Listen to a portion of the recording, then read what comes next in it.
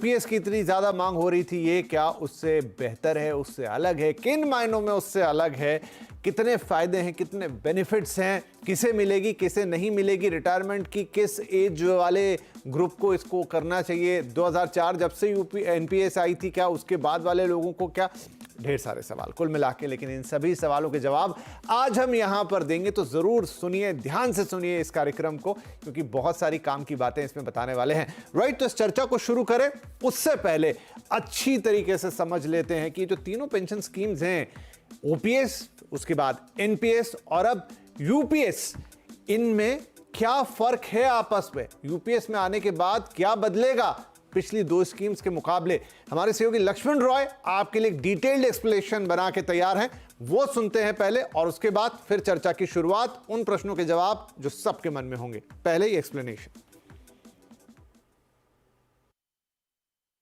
सरकार ने जिस नई पेंशन स्कीम यानी यूपीएस का ऐलान किया है, वो यूपीएस आखिर मौजूदा एनपीएस से कैसे अलग है, 2004 से पहले वाले ओल्ड पेंशन स्कीम से कैसे अलग है, इसकी तुलना आपको करके दिखाते हैं। सबसे पहले बात करते हैं वो है आपको पेंशन की गारंटी की। तो यूपीएस यानी यूनिफाइड पेंशन स्कीम, जिसका सरकार ने अभी ऐलान किया है, उसके तहत कम से कम 50% पेंशन की गारंटी दी गई है। लेकिन ये 50% क्या होगा?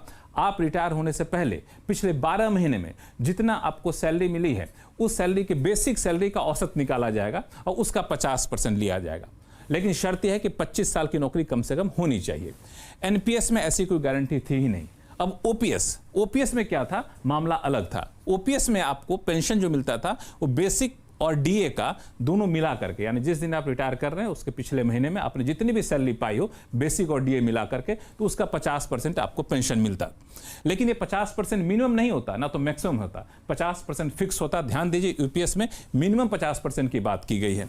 दूसरा, यूपीएस में जहां कम से कम 25 साल की नौकरी की बात की गई है, ओपीएस में वहां कम से कम 20 साल की नौकरी की बात की गई है। चलिए अब दूसरा अंतर देखते हैं आपको, वो है कंट्रीब्यूशन को लेकर के। ये काफी विवादास्पद मुद्दा रहा है। तो यूपीएस यानी यूनिफाइड पेंशन स्कीम के तहत सरकार ने अपना कंट्रीब्यूशन बढ़ा करके, जो पहले 14% था एनपीएस में, बढ़ा करके 18.5% कर दिया है। कर्मचारी का कंट्रीब्यूशन एनपीएस में भी 10% था, अभी भी नई स्कीम में 10% रहेगा, उसमें कोई बदलाव नहीं किया गया। और एक बात, हाँ, हर 3 साल बाद सरकार इसकी समीक्षा करेगी, क्या कंट्रीब्यूशन सरकार को बढ़ाना है कि नहीं बढ़ाना है। घटाने की बात तो नहीं होगी, ना तो कर्मचारी कंट्रीब्यूशन का बढ़ाने पर विचार किया जाएगा। ओपीएस में कोई कंट्रीब्यूशन एम्प्लॉय देता ही नहीं था, सिर्फ सरकार को कंट्रीब्यूशन देना पड़ता था। अब आइए मिनिमम पेंशन।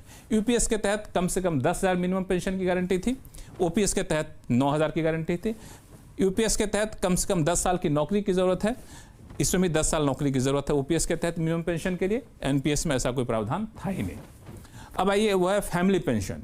पेंशन धारक की अगर मृत्यु हो जाती है तो उस पर आश्रित कोई होते हैं तो उनको फैमिली पेंशन मिलता है। तो उसमें ओल्ड पेंशन स्कीम की तरह ही प्रावधान यूपीएस में कर दिया गया है, यानी आखिरी पेंशन का 60% मिलेगा।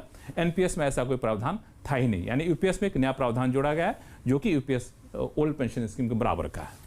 आगे आइए, वो है आपको एक मुश्त रकम। जी हाँ, जब कोई रिटायर करता है सरकारी कर्मचारी तो उसको एक मुश्त रकम मिलती है। और रकम कितनी मिलेगी? वो एनपीएस के तहत तो कुछ प्रावधान था ही नहीं, लेकिन यूपीएस के तहत प्रावधान किया गया। वो ये है कि आपकी जो मासिक सैलरी होगी, हर 6 महीने की नौकरी के आधार पर, हर 6 महीने की नौकरी पर 1 महीने की सैलरी का 1/10 यानी 10वां हिस्सा आपको मिलेगा। ग्रेच्युटी भी मिलेगी, मिनिमम पेंशन की गारंटी पे कोई असर नहीं पड़ेगा। ओल्ड पेंशन स्कीम के तहत क्या था? एम्प्लॉय ने अपने नौकरी के दौरान जितना भी कंट्रीब्यूशन किया है उसका 100% आपको मिल जाएगा। रिटायरमेंट करते ही पूरा कंट्रीब्यूशन आपको वापस कर दिया जाएगा ब्याज समेत, और ग्रेच्युटी पे कोई असर नहीं पड़ेगा। आप चाहें तो 40% तक पेंशन ले सकते हैं, ये भी खासियत थी। तो ओपीएस के तहत एक मुश्त रकम का प्रावधान ये था और यूपीएस के तहत प्रावधान ये है, दोनों में अंतर है। अब आइए अगला मुद्दा देखते हैं, वह है महंगाई भत्ता। महंगाई भत्ता ओपीएस के तहत पहले डियरेंस रिलीफ मिलता था, एनपीएस के तहत नहीं था। अब नई स्कीम में सरकार ने इसको वापस से जोड़ दिया है। अब चलिए, अब है दूसरा मुद्दा, आपको है खासतौर से वीआरएस को लेकर के। बहुत सारे लोग वीआरएस भी लेते हैं। तो वीआरएस में 60 साल की उम्र में पेंशन मिलेगा। वीआरएस ले लीजिए, लेकिन जैसे आपकी उम्र 60 साल की होगी, नई स्कीम के तहत आपको पेंशन मिलनी शुरू हो जाएगी। ओपीएस के तहत क्या था कि वीआरएस लेते हैं तो 20 साल की नौकरी है आपकी, तो बेसिक प्लस डीए का 50% आपको पेंशन शुरू हो जाएगा। तो दोनों में वीआरएस लेने पे फर्क है। अब आइए कि यूपीएस लागू किन पर होगा। बहुत सारे लोग सवाल पूछ रहे हैं कि हम पर लागू हुआ, क्या हम पे लागू हुआ, तो बता दूं कि राज्य सरकार के जो कर्मचारी हैं उन पर लागू होगा, बशर्ते कि उनकी सरकार ये फैसला लेती है। तो सरकारी बैंक, सरकारी कंपनियों पर लागू नहीं होगा, और निजी कर्मचारी, हम जैसे निजी कर्मचारी, उन पर भी ये लागू नहीं होगा। बिल्कुल साफ साफ सुन लीजिए। और एक और बात, जो नई स्कीम है उसकी कुछ खासियत है। ये 1 अप्रैल 2025 से लागू होगी। जो लोग एनपीएस को चुन चुके हैं वो भी चाहे तो नई स्कीम में शामिल हो सकते हैं। जो लोग एनपीएस के तहत 2004 के बाद रिटायर हो चुके हैं वो भी चाहे तो नई स्कीम को चुन सकते हैं। ऐसी सूरत में इनको सरकार ब्याज के साथ एरियर का भुगतान करेगी। तो ये पूरा है आपको पेंशन का पेच जो आपको सुलझा दिया है मैंने। मुझे लगता है कि अब कोई कंफ्यूजन नहीं रहेगा। चलिए, तो ये जो OPS versus NPS versus UPS था, लक्ष्मण जी ने उसको डिटेल में समझाया और ऐसा लगा कि ये एनपीएस तो कहीं था ही नहीं, ये ओपीएस वर्सेस यूपीएस ही है, क्योंकि एनपीएस के ज़्यादातर कॉलम में 0 0 निल पहले नहीं था। तो डिमांड भी क्या थी? डिमांड यही थी कि जो ओल्ड पेंशन स्कीम है वो ज़्यादा बेहतर है, आप नई न्यू पेंशन स्कीम क्यों लाए। बहुत सारे राज्यों में इसके कुछ पॉलिटिकल फॉलआउट भी थे जहां ओल्ड पेंशन स्कीम्स फिर से लागू की गई थी, लेकिन अब सरकार ने लगभग उतनी ही अट्रैक्टिव यूपीएस ला के रखी है। फिर भी क्या अंतर है, क्या इसको कैसे समझें, इसके क्या बेनिफिट्स हैं, ये सारी बातचीत हम करेंगे। तो कार्यक्रम में हमारे साथ शामिल हो रहे हैं टैक्स एक्सपर्ट केसीसी ग्रुप के फाउंडर शरद कोहली साहब, जो हमारे टैक्स गुरु भी हैं, और स्टाफ एनसीजीसीएम के सेक्रेटरी शिव गोपाल मिश्रा जी भी हमें ज्वाइन करेंगे। तो सबका स्वागत है। शरद जी, आपसे ही शुरुआत करता हूं। बेसिक सवाल यही, वैसे तो लक्ष्मण जी ने काफी डिटेल में उसको सिलसिलेवार समझाया, लेकिन मैं आपका गणित जानना चाहता हूं कि जो ये यूनिफाइड पेंशन स्कीम है, क्या ये एनपीएस और ओपीएस के मुकाबले ज्यादा बेहतर साउंड कर रही है? नमस्कार विपिन और सीएनबीसी आवाज के सभी दर्शकों को मेरा अभिनंदन। देखिए, अगर ओपीएस की अगर आप बात करेंगे तो ओपीएस में और यूपीएस में सबसे बड़ा फर्क जो है वो कंट्रीब्यूशन का इस समय दिख रहा है। 50% बेसिक का वो मिल रहा है जो पहले रिटायर्ड लोगों को मिलता था। ओपीएस के अंतर्गत 2004 के बाद लोगों को फिर देखने मिला। जो सबसे बड़ा फर्क है वो है कंट्रीब्यूशन का। जो ओपीएस थी उसमें एम्प्लॉय का कोई कंट्रीब्यूशन नहीं होता था। सरकार की तरफ से एक तरह से आपको लाइफ लॉन्ग गिफ्ट होती थी। आपके जाने के बाद फैमिली पेंशन मिला करती थी। फैमिली के लोगों को 60% आजीवन मिला करती थी। मैं ऐसे बहुत से लोगों को जानता हूं जो इस समय संसार में नहीं है, जिनके परिवारों को मैं जानता हूं, और उनको आज भी वो पेंशन आती है। उनकी पत्नी है, उनके बच्चे हैं, पर उसमें कहीं भी एम्प्लॉय का कोई कंट्रीब्यूशन नहीं होता था। अब आप जानते हैं कि एनपीएस जब आया, बहुत हल्ला मचा। एक अंग्रेजी में कहावत है, good economics is bad politics and good politics is bad economics. तो आपने जिक्र भी किया, हमने हिमाचल का इलेक्शन जब आया था इसके बारे में काफी चर्चा सुनी और मुद्दा गर्माता गया, और सरकार के ऊपर थोड़ा सा ये प्रेशर था। जो सरकारी एम्प्लॉइज थे उन्होंने कहा कि भाई हमारे साथ ये नाइंसाफी है, क्योंकि सरकारी नौकरी जब कोई व्यक्ति लेता है विपिन, तो वो एक बहुत बड़ा अट्रैक्शन रहता है कि उसके पास पेंशन होनी चाहिए। तो एनपीएस जब आया तो लोगों ने ये कहा कि भाई ये तो हमारे ही पैसे, एक तरह से हमने इन्वेस्टमेंट की हुई है। इन्वेस्टमेंट तो हम वैसे भी कर सकते हैं, कोई म्यूचुअल फंड में इन्वेस्टमेंट कर दें। और मुझे लगता है सीएनबीसी आवाज से बेहतर कोई चैनल नहीं होगा बताने के लिए कि इन्वेस्ट करके आपको कितना रिटर्न आएगा, कहाँ कहाँ हम इन्वेस्ट करें। तो लोगों का ये कहना था सरकारी एम्प्लॉयज का कि ये तो हमारी इन्वेस्टमेंट हमारे पास आ रही है, इसमें पेंशन क्या है। हालांकि सरकार का कंट्रीब्यूशन उसमें भी 10% था, पर अश्योरेंस नहीं थी। तो मुझे लग रहा है सबसे बड़ा फर्क जो आया है विपिन, वो अश्योरेंस में आया कि अब आपको 50% गारंटीड, अगर आपकी 25 साल से ऊपर की सर्विस हो गई है तो आपको अपने बेसिक औसतन 12 महीने की औसतन 50% आपको मिलेगी ही मिलेगी, और फैमिली पेंशन 60% मिलेगी ही मिलेगी। एक जो फर्क आया है सिर्फ इस 50% को कैलकुलेट करने का है, क्योंकि पहले बेसिक प्लस डीए मिला के कैलकुलेट किया जाता था, अब ये खाली बेसिक पे किया जाएगा। पर जो लोग अगर इसको कंटेस्ट करते हैं कि भाई आपने खाली बेसिक पे करने से हमारी जो 50% पेंशन है वो ओपीएस के मुकाबले कम हो जाएगी, उनके लिए जवाब ये है कि अगर आपकी 25 साल की सर्विस हो चुकी है तो डियरनेस अलाउंस क्या होता है, हम सब जानते हैं, महंगाई भत्ता बोलते हैं उसको हिंदी में। मतलब आपको जो महंगाई साल ब साल बढ़ती है, इन्फ्लेशन होती है, उसका आपको कॉम्पनसेशन दिया जाता है। तो यहाँ भी 25 साल से ऊपर इन्फ्लेशन एडजस्टमेंट करी जाएगी।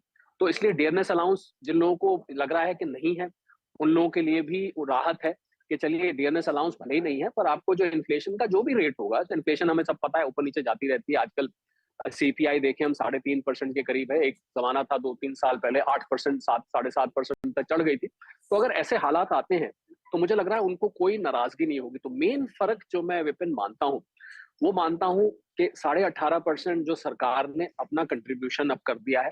और मैं आपको आंकड़ों के लिहाज से बताऊं तो मेरे अनुमान के हिसाब से कल मेरी डीएफएस के जो जॉइंट सेक्रेटरी हैं उनसे बात हो रही थी। उन्होंने मुझे बताया कि 6,000 करोड़ से 50,000 करोड़ तक का लोड सरकार के ऊपर पड़ेगा, और ये बढ़ भी सकता है, घट भी सकता है, डिपेंड करेगा। जैसा कि अभी लक्ष्मण ने भी बताया कि समय समय पर इसको 3 साल बाद इसका रिव्यू होगा, और जरूरी नहीं कि हम यहीं पर ठहरे रहें, पर इतना जरूर है कि 50% जरूर रहेगी। तो जो फर्क को अगर लोग इसको समझना चाहते हैं, जो सरकारी एम्प्लॉइज है, 23 लाख सरकारी एम्प्लॉइज इसके बेनिफिशियरीज बनेंगे, ऐसा अनुमान लगाया जा रहा है, ऐसी कैलकुलेशन करी जा रही है। और मुझे लगता है एक अच्छा कदम है। जो लोग सरकारी एम्प्लॉय जिन्होंने नौकरी ये सोच के ज्वाइन की थी कि हमें तो लाइफ लॉन्ग पेंशन मिलेगी, हम सरकारी नौकरी कर रहे हैं, उनके लिए मैं समझता हूँ एक बहुत बड़ी राहत आई है कि कम से कम अब हमको पेंशन के लिए चिंता करने की जरूरत नहीं है। तो जो उनकी नाराजगी थी, मैं ये नहीं कहता, वो हालांकि नाराज होने वाले तो तब भी होते हैं जिन लोगों को देखिए अब तो दिल मांगे मोर, विपिन आप जानते हैं जितना आ जाए उतना कम है। पर कंट्री सर, ये जो मिनिमम एश्योरेंस है, मेरे हिसाब से सबसे बड़ा टेक अवे है, जो इसको ओपीएस के बहुत नजदीक ले जाके खड़ा कर देता है। बिल्कुल सही कि ओपीएस के काफी नजदीक आगे। दर्शकों की सहूलियत के लिए थोड़ा बता देता हूं कि न्यू पेंशन स्कीम आखिर लाई क्यों गई थी। तो एक कैलकुलेशन लगाया गया था सरकार की तरफ से, और ये अटल बिहारी वाजपेयी की सरकार थी तब आई थी, और वो ये था कि सरकार के ऊपर जो बोझ था पेंशन का वो इतना ज़्यादा हो चला था, तो रिफॉर्म लाने के लिए कि भाई कितना बोझ वहन करेगी, लाइफ की एक्सपेक्टेंसी बढ़ गई है और वो सरकारी खजाने पे बहुत भारी था। तो इसलिए लेकर आए थे कि थोड़ा सा उसमें एक पैरिटी लेकर आए।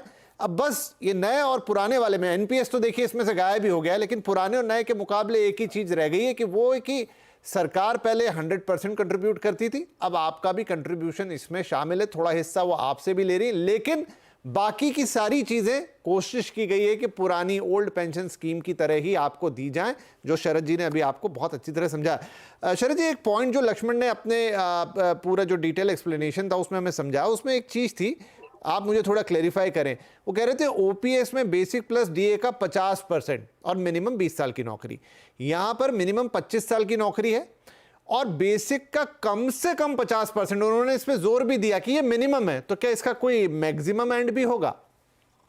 विपिन, मुझे नजर लगता नहीं है कि ये इसका आगे होगा, क्योंकि जो 50% औसतन जो आपकी आखिरी 12 महीने की सैलरी होगी, मान लीजिए किसी की सैलरी 50,000 है, तो 50,000 को और फिर 55,000 हुई, फिर 60,000 हुई, साल में बढ़ती रहती, घटती तो नहीं है सैलरी, तो उसका औसत निकाला जाएगा। उस औसत का मान लीजिए वो औसत किसी की सैलरी 50 और 60,000 के बीच में साल में थी, यानी कि 50 हुई फिर 55 हुई, किसी रिवीजन की वजह से 60 हो गई, तो औसतन मान लीजिए 55,000 आती है।